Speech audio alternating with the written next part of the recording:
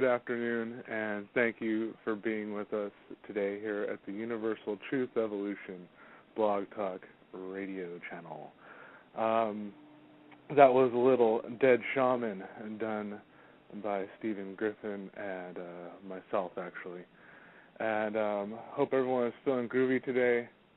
I hear Bill is probably feeling a little more groovy than most right now, which is good, man. Rock on. So, anyway, everyone, once again, thank you for being with me and with each other today.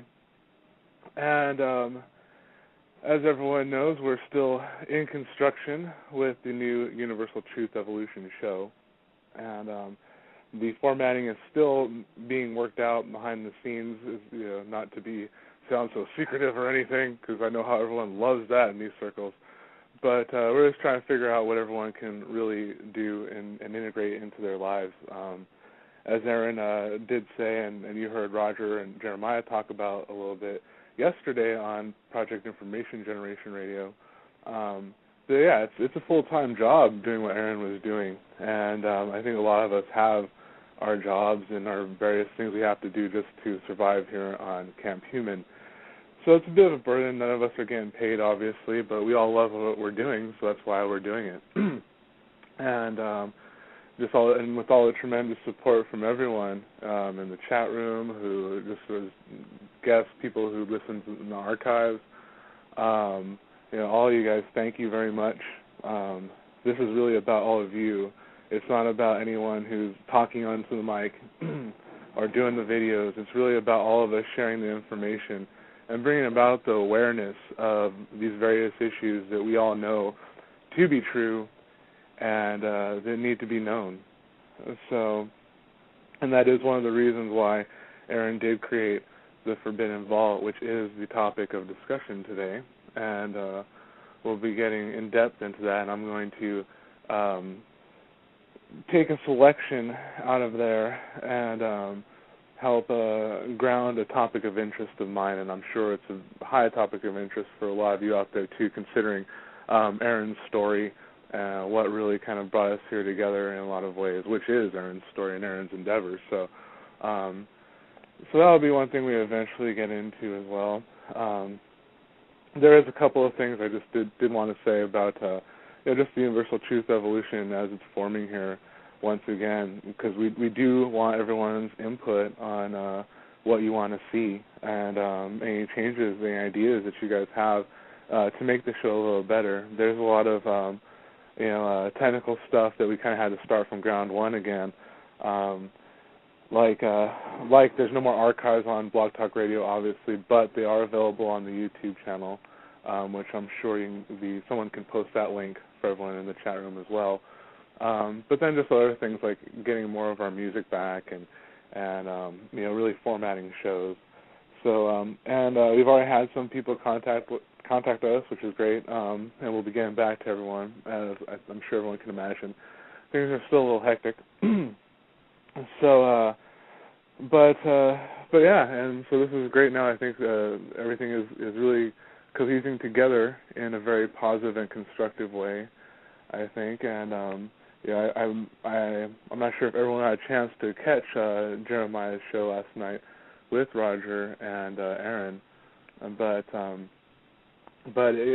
Aaron helped to clear up a lot of what was going on, and kind of everyone was very concerned for Aaron too. I mean, just kind of being practical.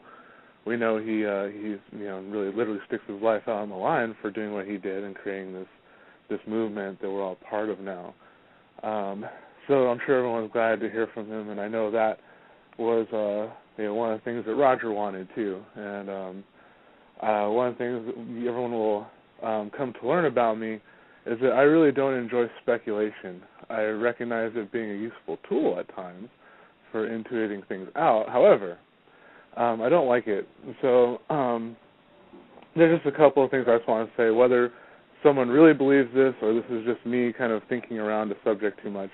Whatever it is, I just want to let people know that there were miscommunications within the Universal Truth Evolution team, but there is no bad blood between anyone. There is there was no power struggle. There was nothing like that going on. I think in Roger's case, I believe he just wanted some more communication directly from Aaron, because as he said on the show, it was a pretty big blow for him, I can imagine, because as we all know, Roger was the voice. He was the one that really kind of helped bring a lot of zing, I thought, if that's my technical term there, zing, to the show.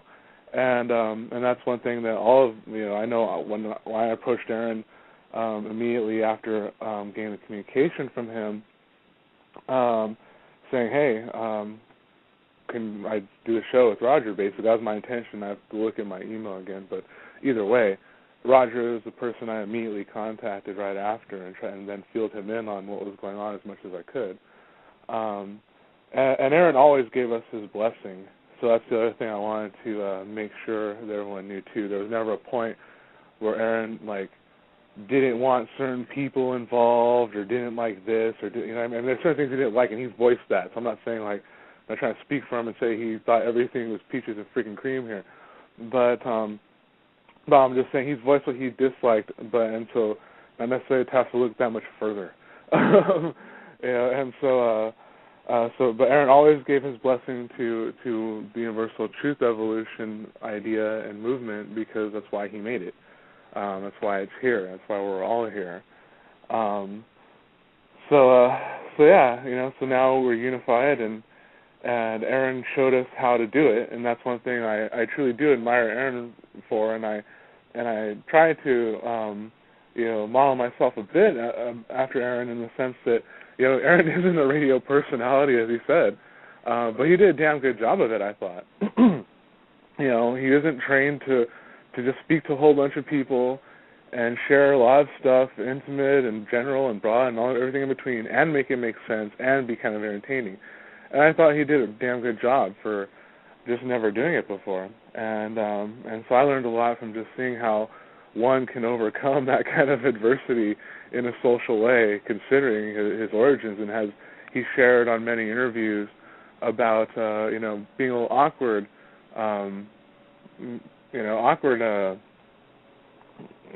socially, basically, and having to learn things. So, but yeah, it's very interesting how things play out. And so we'll see what happens here today. I'm not really sure if Roger is busy today, but he may end up joining us today. But either way, at one point, he is going to be kind of the main anchor we foresee here, obviously at the Universal Truth Evolution, as it should be, and as we maintained, it really should be the way it is. So that being said, we should let's go ahead and start getting in a little bit to the topic today, which is the Forbidden Vault. And I'm not sure if anyone else has posted the link there in the chat room already, but I'm going to go ahead and post the link to the main Forbidden Vault. Let's call it dress. I'm sorry. But and for those of you who are listening in the archives, you can get to the Forbidden Vault link by going to our Facebook page. You can find us there by searching Universal Truth Evolution. You should be able to find us there. So for those of you who aren't familiar with the Forbidden Vault, though, essentially what it is a place where a bunch of one big spot where a lot of information about all kinds of things, touching on all of the kind of different subjects that everyone is interested in here, from Atlantis and Lemuria to alien species to things on CERN, DARPA. It gets very, very specific into even big corporations like Halliburton, files on NASA, specific files on different known operations and projects. So it's a great place to link people to different material that has a grounded point of view. Because when I say that, I mean, it's synced up to this collective reality, and that you can give it to someone as pieces of evidence in a sense, especially on the harder topics, because a lot of stuff in the Forbidden Vault are things like Freedom of Information Act documents that have been attained from the United States government, and as well as documentation and tutorials and a lot of other things on how survival and getting yourself in tune, mentally, physically, spiritually, and it's a great place because this is a great tool to use to start disseminating this information to other people, to let people know that this reality that we're sharing really is a lot cooler than they try to tell us it is. So use this tool, and with that, for me personally, I think a lot of you know now, my interest is highly in metaphysical and psychic functions. So I like to point people to things like government documents that have been released to show that yes, it does exist. And then the B, that yes, it's been put in operation, and demonstrate that. Because if you can demonstrate that to most people, that just blows open their doors. Even if they're just completely closed to extraterrestrials, But if you open that one, it's like a domino effect, especially when you have this document that's from the United States government, because usually it's the people who are adherent to, well, if the government would tell us, because of course they're looking out for our best interest. It's like, yeah, sure, okay, yeah, whatever. So you have to show them then, okay, yeah, you're right, they are. That's why they gave us this document. Aren't you glad that they gave us this document to let you know that things like psychic function are real? And then watch that mind just kind of like gone, blown. So that, for those of you who can get to the Forbidden Vault right now, I know some people are kind of blocked to different things, but when you get a chance, under that, you'll see on this topic actually a folder called Project Stargate. So Project Stargate was actually a blanket term that was used for the remote viewing studies and programs at first. I'm sure it's not really called Project Stargate anymore. It's probably just like the urban name, and maybe there is still that umbrella file, but who knows? Who cares? It doesn't really matter. But that's what everyone kind of knows about.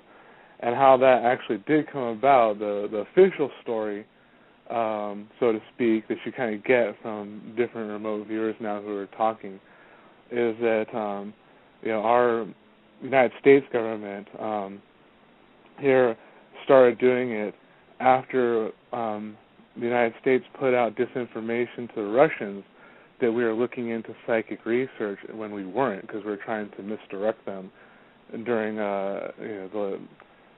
during the early Cold War era.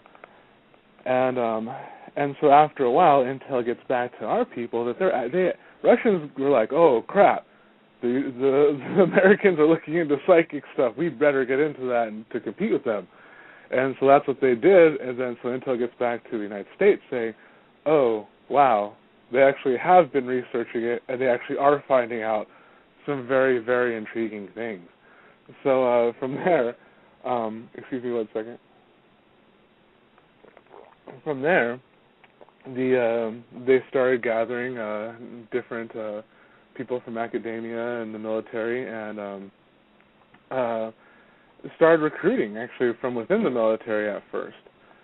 And the people like Joseph McMonagle, and I'll go ahead and post his name in the chat room, was one of the first people that were recruited for this to be put into operation. Prior to this, there had been research done by people like Russell Targ,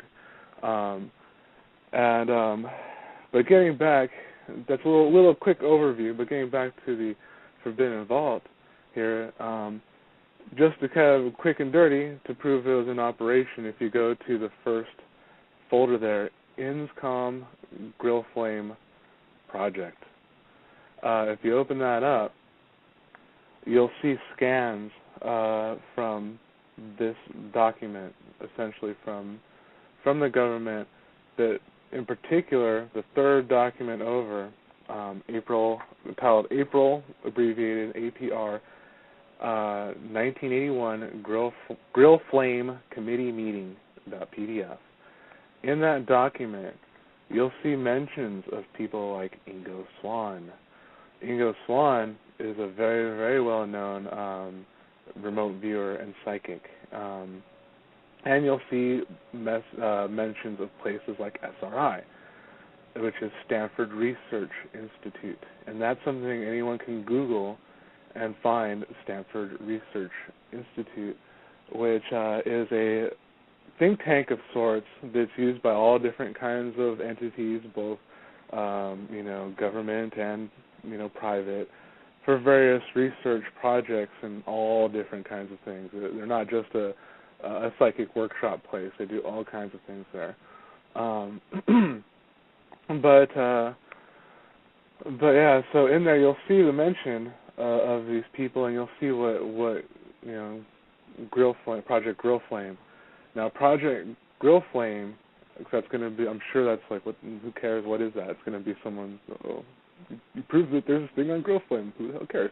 Well, there is a picture of President Ford holding that, and that's actually how that particular project or operation really was leaked, because he was in a dossier when he was being briefed on the hostages in Iran.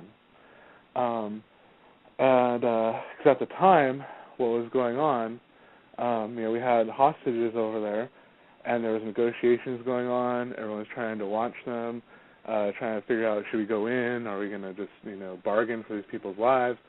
What's going on? And so what's interesting is that they actually did have a team of remote viewers who were watching the hostages, and they were taking, they're checking on them. How are they doing? How are they treating them?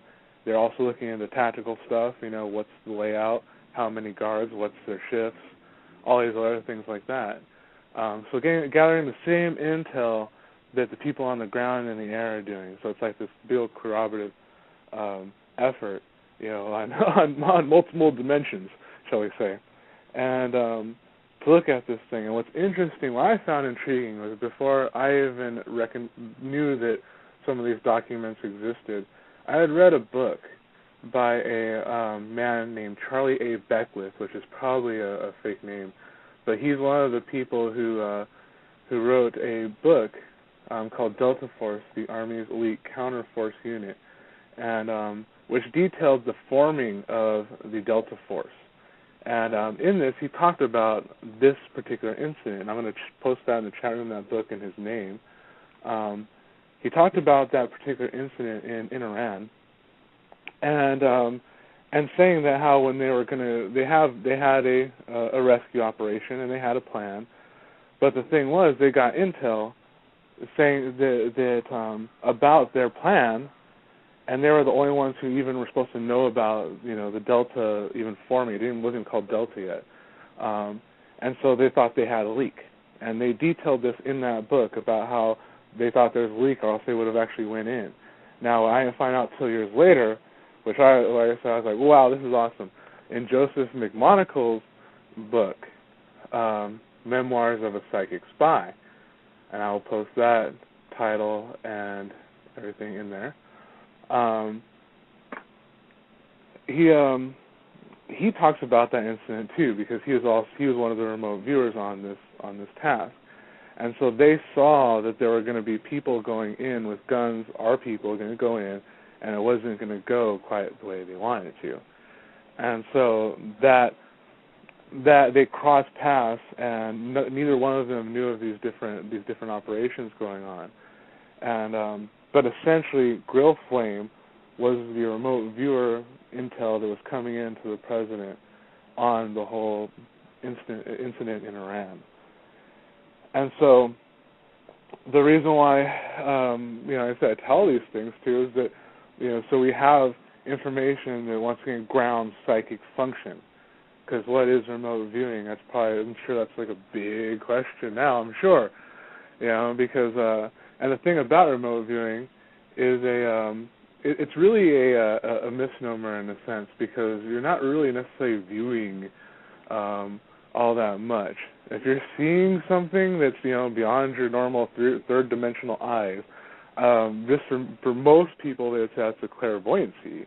But then people say, well, that clairvoyancy is just knowing the future. So it's all kind of semantics.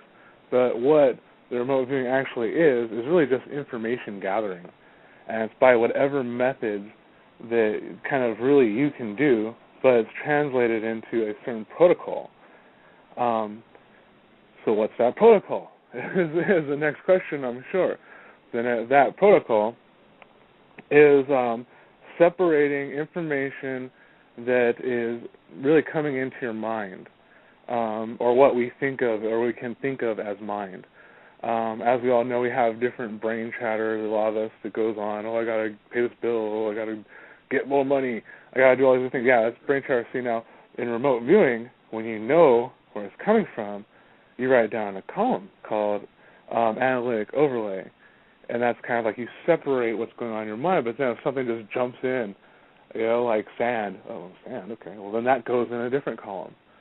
Meanwhile, you'd be doing an ideogram of some kind, or kind of just allowing yourself to move around while just let things come in. And that really is the protocol of remote viewing, the basic cut and dry one that they teach anyone, and that you will get some kind of result statistically. And that's why they made this protocol so cut and dry. And you can find this protocol pretty much anywhere, and I think that's why it seems like the concept of what is remote viewing is so elusive, because it is so stupid simple in theory. But it's really about the information gathering, because those random things that come to people's minds really aren't random, and they correlate with intended target, if that's where you're focusing. Sometimes when you're not, but that's kind of the thing about remote viewing. And there's different. That's just like the basic, because then it kind of gets into other stuff. But in terms of what SRI called remote viewing, it was specific protocols that had data. Like, they want data. Even if you know what it is, like if you kind of you have, oh, I know exactly what it is. It's like, it doesn't matter. Describe it, because it's about gathering intel, and elaborating on that, if anything. So, and those protocols, really, to make it remote viewing, is you have to have a target that's specific and verifiable, but blind. Actually, technically, it's supposed to be double blind, but still verifiable. So, like, that's one gripe I'm just going to go ahead and say right now, because I don't really have any qualms about doing stuff like this, is people like Ed Dames. Okay, Ed Dames, yeah, he's a remote viewer. Yes, he can, apparently. I've never seen him do it, but honestly, anyone can do it. So that doesn't impress me. It doesn't move me. But the thing that really bugs me about Ed Dames is when he starts to speculate about the future, and so, or things way far off, and it's like, you're jumping into realms where you discount psychic information. Well, what do you think remote viewing is? It's like, do you use a device? Are you grabbing binoculars to do this, Edward? No, you're using your mind. You're what's in your psychic. Okay.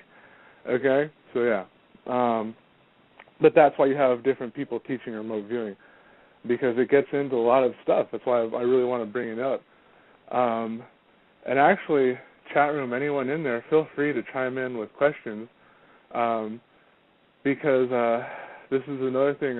Actually, just kind of developed today, is that this show actually is scheduled to go for an hour today.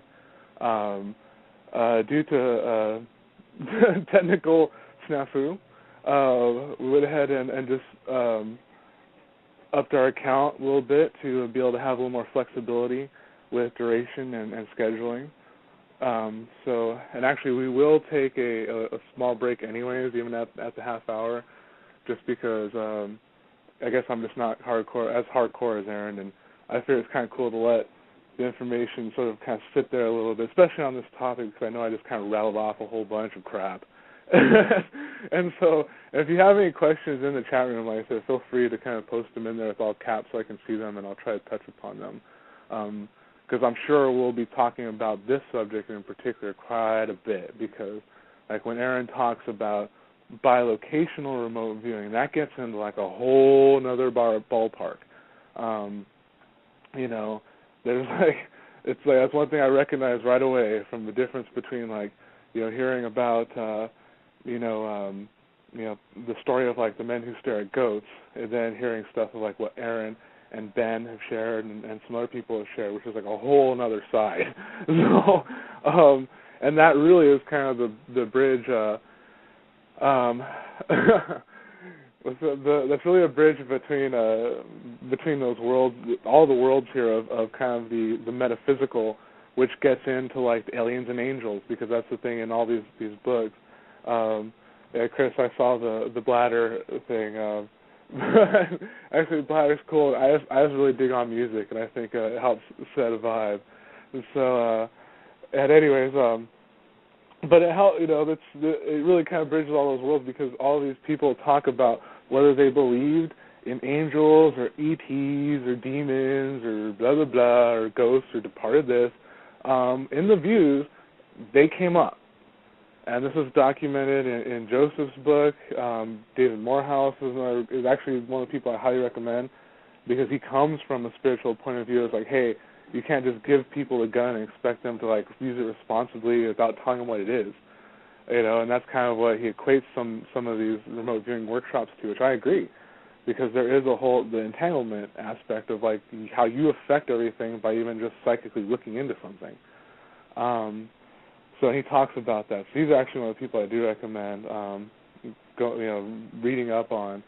You know, Joseph has good on cut and dry. Here's the protocols. You know, have at it. But anyways, yeah. So this is a great entry point into, you know, the things that most people don't realize, you know, are real and need to be aware. Because this is part of the whole consciousness shift, which really amounts to us realizing who we are, why we're here, and what we want to do. You know what I mean? Because it's like, everyone's like, why am I here? It's like, who cares? At one point, you got to do, what are you going to do with it? Now that you've got your awareness, now you got your power, what are you going to do with it? And so that's why I think what we're here to do, too, at the Universal Truth Evolution, is to really help facilitate, you know, people's creation. You know, to make that world we want with alternative energies and you know, just creating new products and new things, you know, art as well, you know, everything. You know, that's why I always say, send us your music. And I'm sure at one point we will probably do video stuff too, and, you know, we're going to need help with that. So it's going to be great. But yeah, so I'm going to go ahead and take that break here, since we are coming up to the last minute of the half hour. It's like a mini show till we get the format really cemented. So everyone can grab a snack. For those who don't have the cast iron bladder, like myself and Aaron and Chris, you know, we're gonna go ahead and hang out and listen to one of my favorites once again. Till we build the music library. I'm sorry, everyone. I know this is really like FM radio where they play the same crap over and over again, and trust me, we're working on it. We're getting to it. So, anyways, but this is a great song anyways, Dustfield Chemtrails. Thank you, Ian. You rock. I saw a cloud today. I watched it change its shape into a dinosaur, a whale, a mermaid, and a plane. The mermaid was pregnant, and then it turned into a Doberman. And the Doberman just turned back into the sky. Then I saw a real plane flying awfully low, man, dropping toxic chemicals all over my town. It says to help us, but then it's trying to hold us down and try and take away our clouds and replace them with their own crop dust in downtown.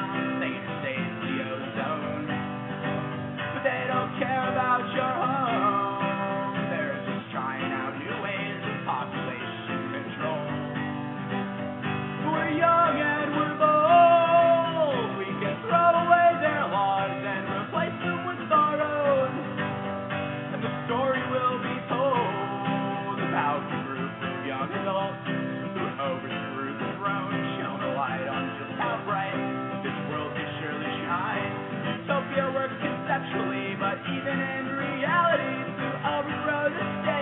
all gotta be in the right state of mind.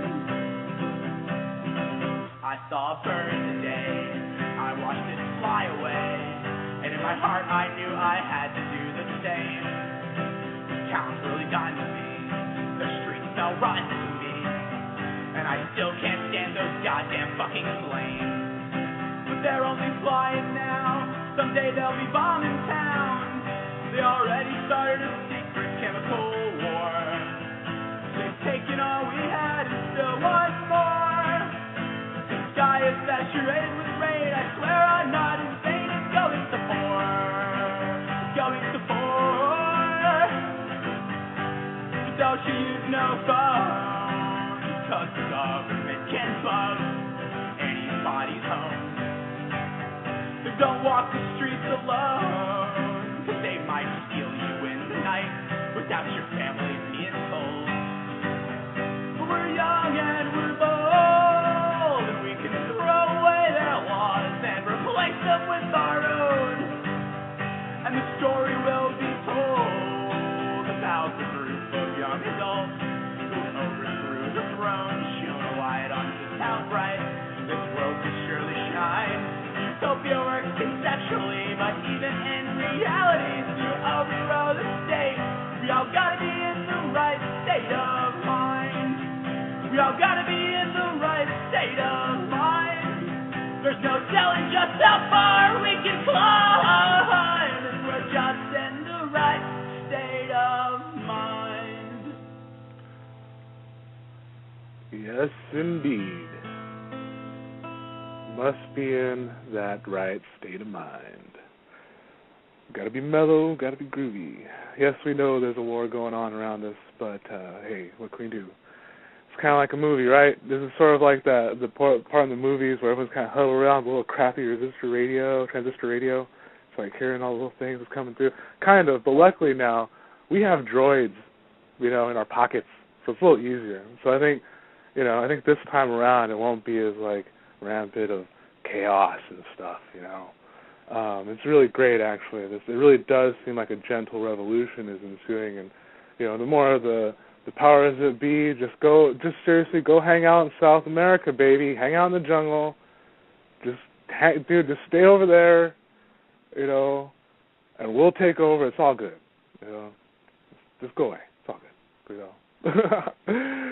Anyways, thank you guys for staying with me, and we are going to continue on our topic here and such, and bridge into a little bit more stuff. But before I do that, I wanted to post another couple of links of some of the people I mentioned, like Ingo Swann. He's a very interesting character to look into, and for those of you who aren't familiar with him, yes, he was kind of one of the people that you wouldn't necessarily say was like a government remote viewer as much as kind of like helped create that program in a lot of ways, because he demonstrated a high statistical rate of psychic hits, shall we say, and was a consultant of sorts, apparently. And a very intriguing guy, a self-aware Virgo for you astrology buffs out there. So he's entertaining. He's a very interesting character. And he has a book that's very, very rare these days, but it's called Penetration, which is about the moon and what he discovered in doing views at the moon. So very intriguing stuff. I'm sure, it gets into a lot of things that everyone thinks, once again, is just sci-fi, right? Of course, this is just wild fantasy and we're all crazy. Ha ha ha. Yeah, crazy like a fox, right? Check out Ingo's stuff. Very intriguing guy. There is some rare interviews of him, a video one. If I can find the link, I'm going to post it. And that's one of the things I do on my Facebook, and eventually would love to have a place where the Universal Truth Evolution team can post links, not only just on our Facebook, but also on our website, things like that too, for archival purposes. And then, of course, like I keep telling everyone, mirror all this information that you find is intriguing, especially little videos that people take, even ones with their cell phone, cameras and such, that have pertinent information. I mean, this is really that the cameras really are our weapons in this media war. It's our right. We have a lot more rights with those cameras than they want us to believe, and use them, because that really is our peaceful weapon. And then mirroring all the information so that it doesn't get lost and isn't squelched easily. So, but yes, and then also the other person I mentioned, David Morehouse. I'm going to go ahead and post his website in the chat room too, which is www.davidmorehouse.com. And I believe, actually, I know David's book. The name escapes me right now. I was prepared for a half-hour show, but not an hour show. So forgive me if I don't have all the links ready. But I'm sure we'll go over this topic again sometime in depth on anything. But I believe David's book is available on Google Books, so you can actually read his book for free, as well as some of the other books that a lot of the stuff that's available in the Forbidden Vault is like a cohesion of some of these different books and such that are public domain really right now, anyways, but just mirrors it once again. So, because that's the other thing. Copyright laws are one thing, of course, but once something's public domain, you gotta just mirror it. Especially like those YouTube videos that people put out specifically, individuals like you and I, who are reporting, who are saying, hey, look what's going on in my neighborhood. Those especially, so we have this beautiful internet now, that is serving as a model for us to know what we can all do with our minds interconnectedly when the time is right. But for now we have the internet, so let's use it, and mirror the information as much as possible. We have a caller here, and I think I might know who this is, and I'm going to bring them on. Caller from 407. Oh, how's it going? Hey, how you doing? Pretty good. Great. Ben, yes? Yes, very good. Awesome to have you on, Ben. So, well, I thought I'd call in because if Roger isn't going to be here today with his voice, then somebody's going to be here. Well, thank you. It's always a pleasure, and I think everyone would agree you have this really calming, kind of cool, intense voice. It's like really interesting. So, but yeah. So what's on your mind there, Ben? I just wanted to call in and say what's up. Yeah. Just seeing what's going on there, the Forbidden Vault. It's awesome. There's some great stuff in there. You've got everything that's cataloged. It's going to be interesting to see how long it stays up. But we do have a backup with the old one as well. But I don't think there's as much stuff in that one as there is in this one. This one seems to be absolutely chock-a-block. One thing I did want to say, did want to put out there that. Did you catch the live chat between Kerry Cassidy and Bill Ryan earlier? Oh no, I didn't. I was wrestling with the channel issue. So. I gotcha. Bill Ryan actually went on the record for saying that he doesn't believe that there's going to be any type of nuclear conflict in regards to depopulation, but it's actually going to be a starvation process using the water and the food. Mm-hmm. Now, one thing I wanted to say was it's very interesting for him to come out and say that, because when you're looking at the Jesse Ventura show, mm-hmm. Conspiracy Theory, they're talking about the water and how they're draining the Great Lakes and everything, and what they're doing with the water and sending most of it to China. That also interacts with a lot of what George Green says about them building up China as a superpower, and because of just the workforce that's there, because you have 85% of the population are males, and they're under the age of 40. So, it all kind of gels together there.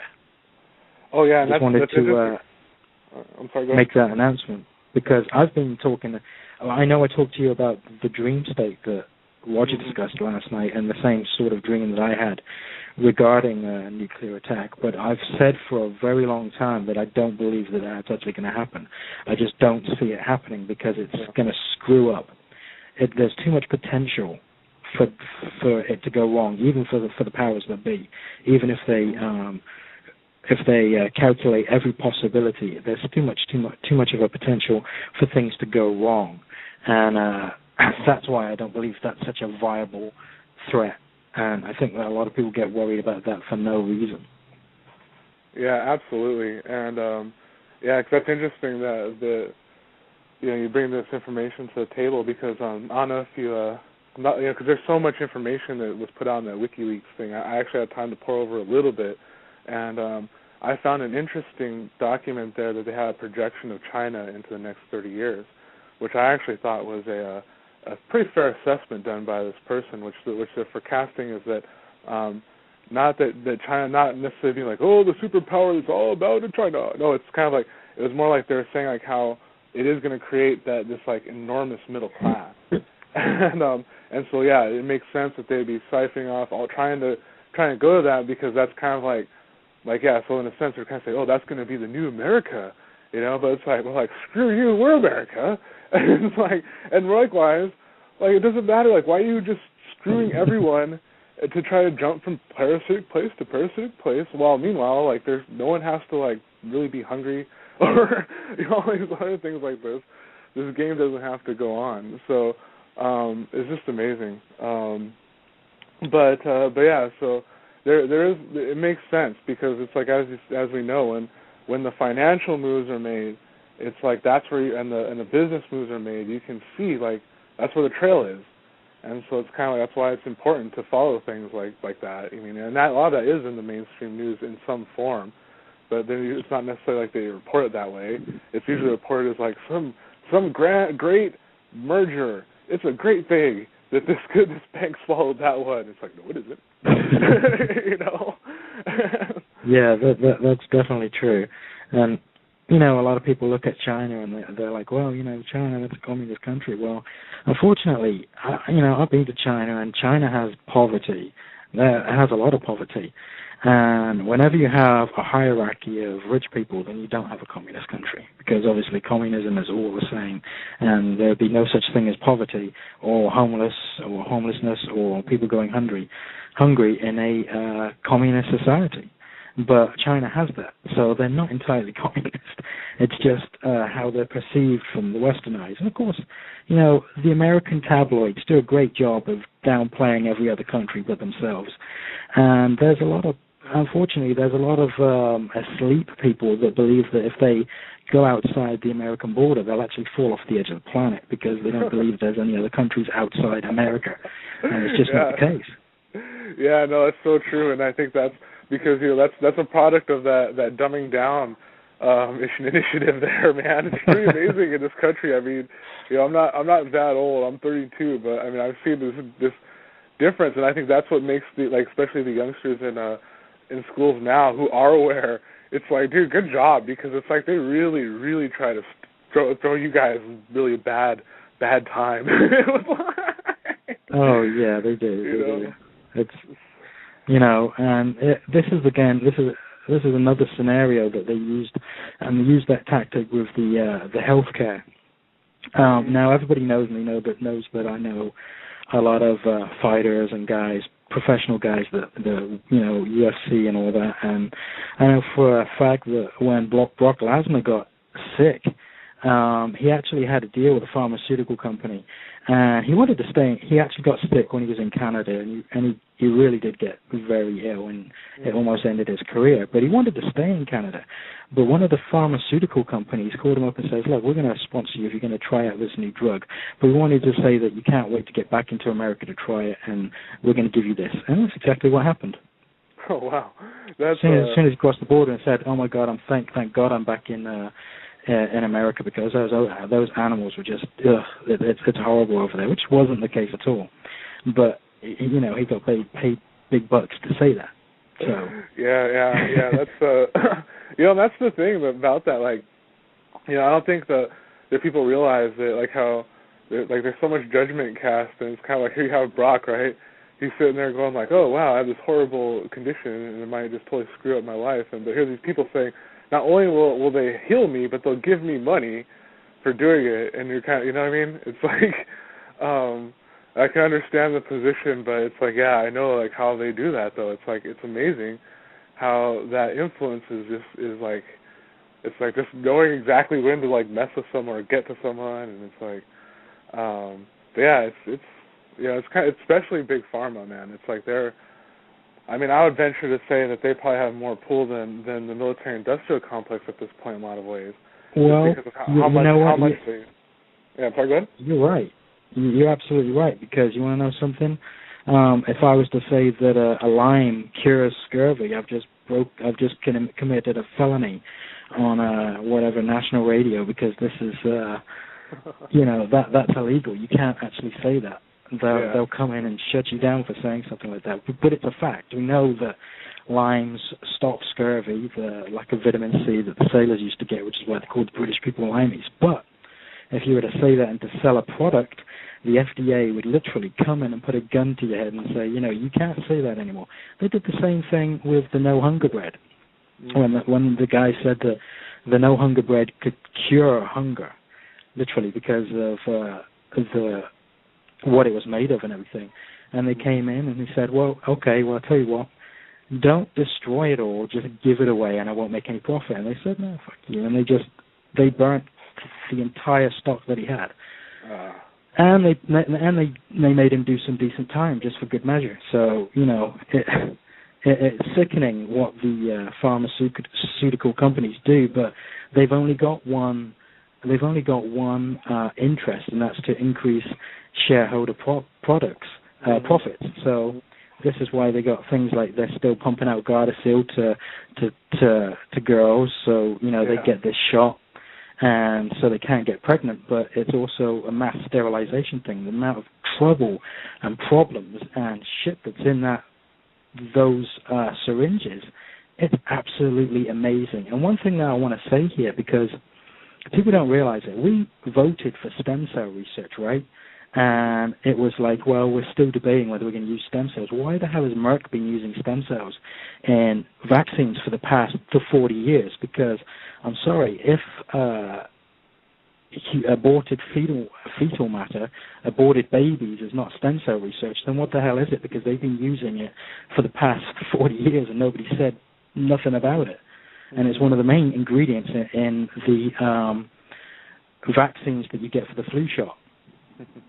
Yeah, and that flu shot, that just opens up a whole other can of worms. I mean, when I went to my doctor, they offered me the flu shot, and I remember, these people there are just like totally hook, line, and sinker buying into the pharmaceutical reps crap, and I'm like, no, it's okay, and they're like, well, why? And I'm all, well, because you've never guessed it right. I'm like, these guys have never guessed it right. Number one, so it's not even effective, even if I assume that you guys are trying to do a good job. And it just hasn't been tested. And I go, so in that sense, this thing really amounts to a placebo, and in that sense, that's really where I specialize, so I'm okay. And then the other nurse was like, that's a good answer. I was like, thank you. But because it's true. I mean, it's not like it's like you don't have to be a conspiracy nut. Just look at statistics. They've never got it right. How about that? Well, and you're right. You're very right. It's very true that when I was a kid, I don't think that the vaccines were as bad when I was a kid than they are now, because you had rubella and polio and things like that are real diseases that really do need vaccines to stop them. But now, I grew up and I didn't get polio and I didn't get rubella. So why the hell do they have to improve on stuff when nobody's walking around here with polio and nobody's walking around here with rubella? But it's obviously not good enough for them. They have to really up it and add more stuff to the vaccinations, which is just crazy. Because if it works, if it isn't broken, don't fix it. but they want to throw more things out there. And now it's just a business. So they'll get you hooked on blood pressure medicine instead of you just going out and eat 4 sticks of celery every day, which will reduce your blood pressure. I won't say to cure it, but it really does help reduce it. And then you're hooked on the blood pressure medicine for life. Once you're on that, that has side effects. So let's say it causes you sleepless nights. So you start taking a sleep aid like Sleep Ambio or something, and that causes depression. Before you know it, you're completely depressed, you're strung out, you still can't sleep because the medication doesn't work, and now you're stuck on an antidepressant. Before long, it's no wonder why half the population are asleep and think we're crazy, because they're so drugged up on drugs that they haven't got a clue what the hell's going on anyway. Yeah. They'd rather watch American Idol. And can you blame them when they've got that much crap in their system? Yeah, no kidding. Especially when you get, because it's okay to take legalized heroin like OxyContin or things like that. Because they have everyone's mind thinking that as well. I mean, if it comes in a pill, then it's real medication. But if it comes from a plant, that's another thing. Yeah, that's another thing with the smoking.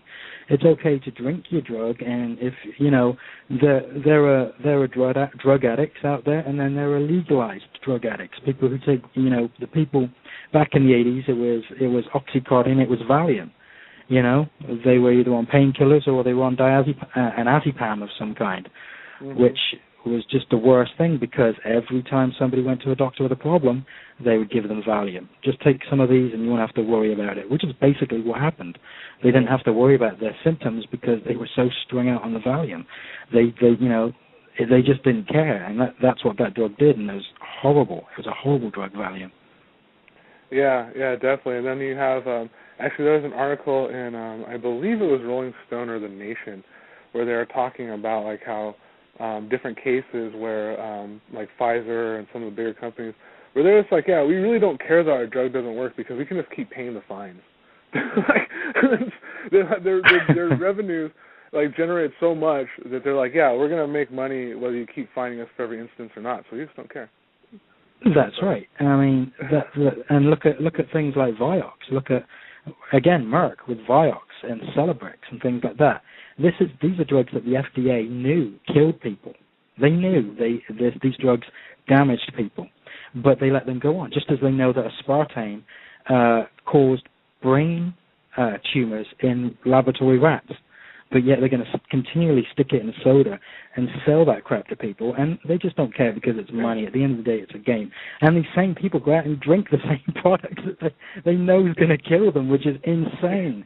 Even some of the people at the top still go out there and, they're thinking, I've got chest pain, I'll take some Celebrex. It's insane because it's a vicious cycle. And they just keep perpetuating it, honestly. Human beings are insane on a fundamental level as is, but that just takes it to a whole nother level. Yeah, I think it's really that whole self-destructive pattern, I think, that's just encoded in like our DNA from having incarnated here. And, but yeah, it's true. It's amazing, like that all of this is, and how you're saying it's intentional both ways. It's like it's almost humorous. Like I keep telling everyone, it's like, they're like Mr. Burns and The Simpsons. You know what I mean? It's like I mean, you're like, you're not really sure just to despise them or be like, aw. It's true. You have to feel sorry for them. On some level, you have to just stop and say, oh my God, you know what? You're a bunch of uptight bastards, and that's just what they are. They can't help what they are. That's the problem. They just can't. And I don't think that when the change comes, and we know that we're heading towards change, it's not going to be us taking them out of power or people all waking up together and it's going to be a thing. It's going to have to come to a mutual understanding, and that's exactly what I believe it's going to be. And that's what I feel, because if you can't exchange one level of control for another. All you can do is compromise that control, because then the other people that are in the power, it's too easy for them to get corrupted. You can only level the playing field. You can't keep somebody as top dog and then knock them off, because power by by display simply corrupts, upon principle. So it just doesn't work. It's proven not to work. It hasn't worked up to now, and it's not going to continue to work. Yeah, exactly. And the way I keep saying too is that there's plenty for everyone. I mean, I think that even like the greedy, the most greedy, it's like even my message to them is like, dude, you guys can get more stuff if you just let us have a little bit more stuff, and then we can go out, make more stuff, find more stuff, and you can keep hoarding more stuff. It'll be fantastic, and everyone will be happy in a sense. But it's not going to happen. That's they right. keep being way too greedy. It's not going to happen. So. Yeah, and that's right. That's right. And you're so right. It's the whole cake maker principle over again. Everybody gets a slice, but nobody can get a slice if you attack the people that make the bloody cake. Yeah. So stop attacking the people that make the cake, and let everybody do their job. So everybody gets something. Yeah, and I had this conversation before. It's like with other people. It's like even the like freaky stuff they're into. It's like, dude, there's freaky people out there who will probably volunteer. You just have to ask. It's like, it's like like I said, I think there's just a lot of unnecessary conflict going on, and and there's some that they're going to resolve themselves one way or another, anyways. That's the universal flow thing, right? But yeah, it's. And I think, but now, we do have so many people becoming aware of this. I mean, like everyone in the chat room, like people who listen to this in archive, and then everyone who just spreads everything. So it's really cool. And we're actually coming up to the last couple of minutes here. So is there anything else you wanted to add before we close out? I just wanted to say one thing. I just want to say that I don't believe that, I don't believe human beings are meant to go to war.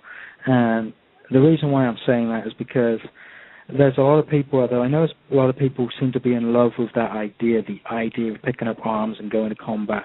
And that's not the way. That's certainly not what Aaron's doing now. What Aaron's doing now, from what I gather and what I understood last night, and now I understand it so much better, is amazing. I liken it myself to the Truth Campaign for what they did with tobacco. Back in the early 2000s, because it really did wake a lot of people up. One thing I'll say is if anybody ever gets the chance to watch HBO or get hold of the show, I want to watch the war-torn soldier stories. Who's the guy who played Tony Soprano? James Gandolfini did. And if anybody can get hold of that, look at it, because it shows you how damaging these young kids go off to war and they come back and they're still soldiers ready to kill and ready for bad things to happen, and they cannot assimilate back into society. They create the soldiers, but they don't uncreate them, which is what it's completely wrong with that whole aspect of thing. And people are so enchanted about it, and it's wrong. We're about to get cut off here, Ben. But thank you for your thoughts, and thank you very much for calling in. Thank everyone for all of your support again, and we will catch you guys next time.